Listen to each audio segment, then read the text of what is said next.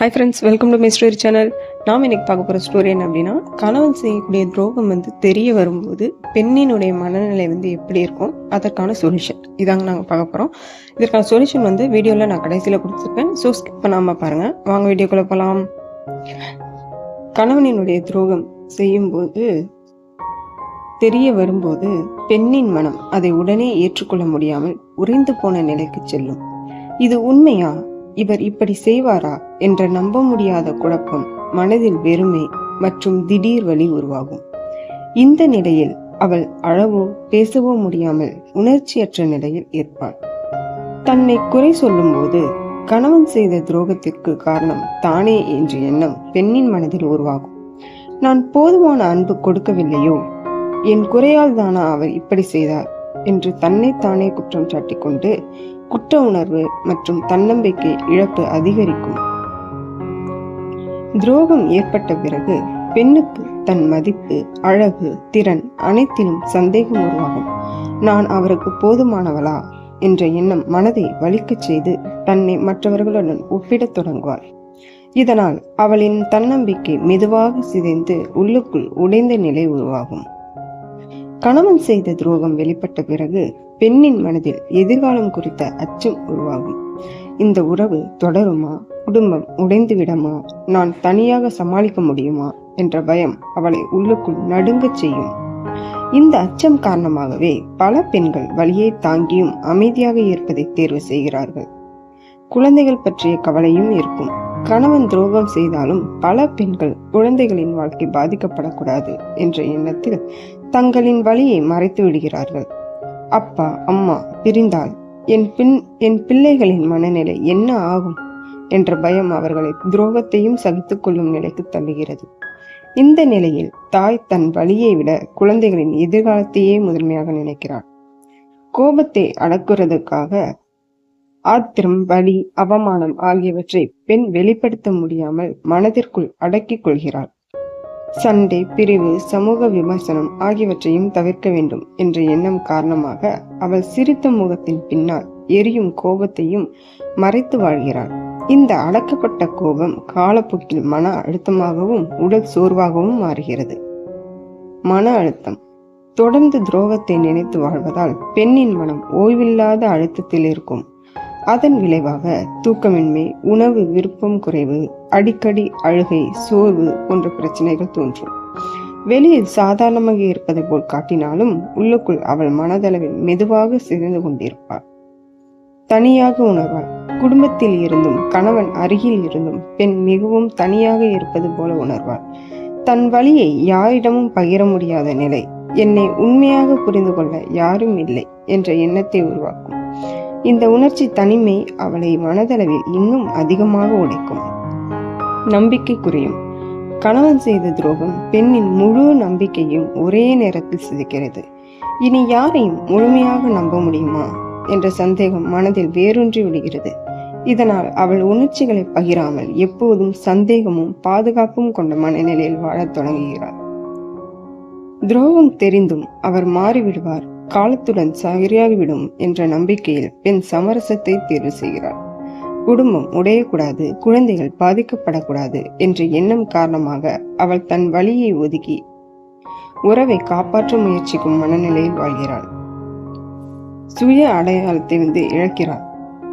பெண் தன் தனித்தன்மை, விருப்பங்கள், இலக்குகள் ஆகியவற்றில் குழப்பம் அடைகிறாள். நான் யார், நான் என்னை இப்படி ஏன் அனுமதிக்கிறேன் என்ற எண்ணம் மனதில் தோன்றும். இதனால் அவள் தன் அடையாளத்தை மறந்துவிட்டு மனநிலையிலும் வாழ்க்கையிலும் குழப்பத்தில் ஆழ்கிறது. கணவன் துரோகம் வெளிப்பட்ட பிறகு பெண் சமூக நெருக்கத்தாலும் விமர்சனங்களாலும் பாதிக்கப்படும். மக்கள் என்ன சொல்வார்கள், நான் என்ன செய்ய வேண்டும் என்ற எண்ணங்கள் மனதில் குழப்பத்தை ஏற்படுத்தும்.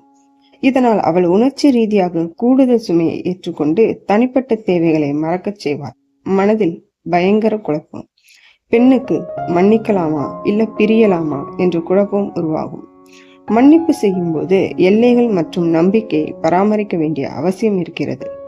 பல பெண்கள் இதை தவறாக புரிந்து மீண்டும் வலியடைந்து துரோகத்தை சகிப்பதற்கு காரணமாக உருவாக்கி கொள்கிறார்கள். இதற்கான தீர்வான துரோகத்தை எதிர்கொள்வதில் உறுதி செய்ய முடியாத நிலை பெண்ணை சோர்வாக ஆக்கிறது. விலகலாமா மன்னிக்கலாமா என்ற எண்ணங்கள் தொடர்ந்து மனதை அழுத்தி விரிவான முடிவெடுக்க இயலாமல் செய்யும். இதற்கான சொல்யூஷன்ஸை பார்க்கலாம். அதிர்ச்சியில் விரைவாக முடிவெடுக்காமல் சமயம் கொடுத்து உணர்ச்சியை சமாளிக்க வேண்டும். சில மணி நேரமோ அல்லது ஒரு நாள் தனிமையில் இருக்கலாம். நண்பர், குடும்பம், ஆலோசகர் போன்ற நம்பகமான ஒருவரிடம் உணர்ச்சிகளை பகிரலாம். அப்படி செய்யறது மூலமா நாம இதை தவிர்க்கலாம். பெண்ணை தன்னைத்தானே குற்றவாளியாக நினைத்திடாமல் உதவுவது ரொம்ப ரொம்ப முக்கியம். துரோகம் செய்தவர் தான் பொறுப்பை ஏற்க வேண்டும் என்பதில் மனதில் உறுதிப்படுத்துவோம்.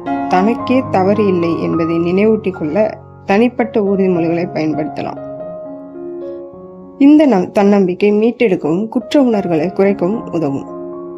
தன்னம்பிக்கையை இழக்கிறது துரோகம் காரணமாக சிதைந்த தன்னம்பிக்கையை மீட்டெடுக்க பெண் பின்வரும் நடவடிக்கைகளை எடுக்கலாம்.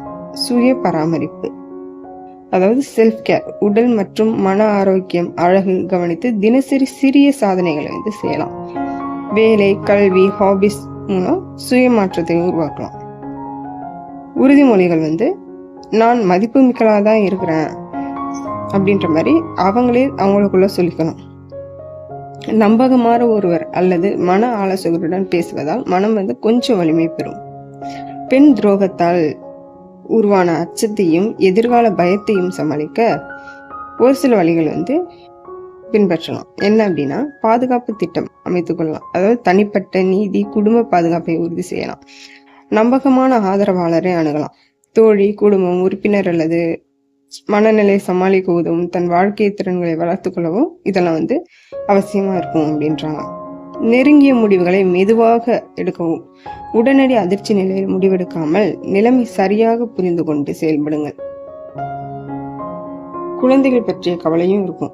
குழந்தைகள் நலனுக்காக தங்களின் வலியை மறைக்கும் பெண்களுக்கு இந்த மாதிரி வழிகள் யூஸ் ஆகும். என்றா குழந்தைகளுக்கான உணர்ச்சி பாதுகாப்பை முன்னிலைப்படுத்துங்கள்.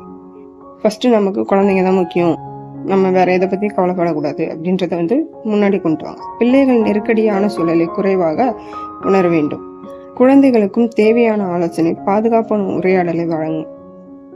அவங்களும் அந்த டிப்ரெஷன்ல இருந்து வெளியில வரணும். தனிமையில் வலியை சமாளிக்கவும் குழந்தைகளை பதட்டம் அடையாமல் விட்டு நம்பகமான ஒருவரிடம் உணர்ச்சிகளை பகிருங்கள். நேர்மறை முன்மாதிரிகளை காட்டுங்கள். தங்கள் வாழ்க்கையை சுயமரியாதையுடன் சமாளிப்பது குழந்தைகளுக்கு உண்மையான பாடமாக அமையும் அப்படின்றாங்க. இறுதியா ஒரு விஷயத்த சொல்லணும்னு நினைக்கிறேன். துரோகத்தை சகிச்சு வாழ்றதுக்கு பேர் அன்பு இல்லைங்க. சுயமரியாதையோட பெண்கள் வாழ்றதும் தன்னம்பிக்கையோட வாழ்றதும் தான் இந்த விஷயத்துக்கு ஒரு உண்மையான ஒரு சொல்யூஷனா இருக்கும்னு நான் நம்புறேன். நம்மளுடைய சேனல் உங்களுக்கு பிடிச்சிருந்தது அப்படின்னா லைக் பண்ணுங்க, கமெண்ட் பண்ணுங்க, சப்ஸ்கிரைப் பண்ணுங்க, மறக்காம வாட்ச் பண்ணுங்க. நெக்ஸ்ட் எந்த மாதிரி வீடியோ போடலாம்னு கமெண்ட் பண்ணுங்க. தேங்க்யூ.